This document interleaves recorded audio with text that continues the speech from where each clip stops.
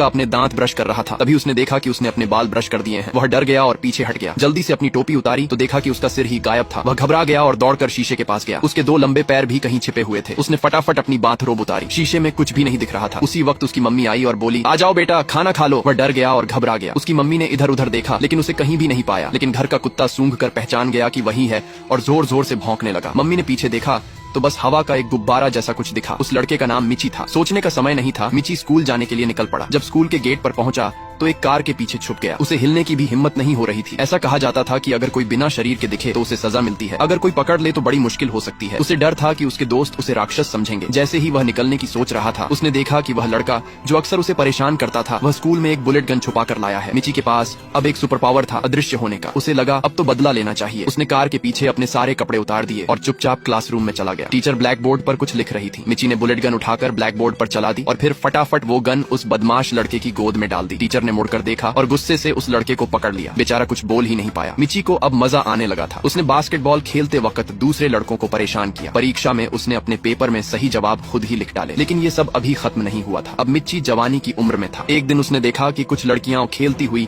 हंसती दौड़ती आ रही हैं। तभी उसके मन में एक बहुत ही अजीब और हिम्मत भरा ख्याल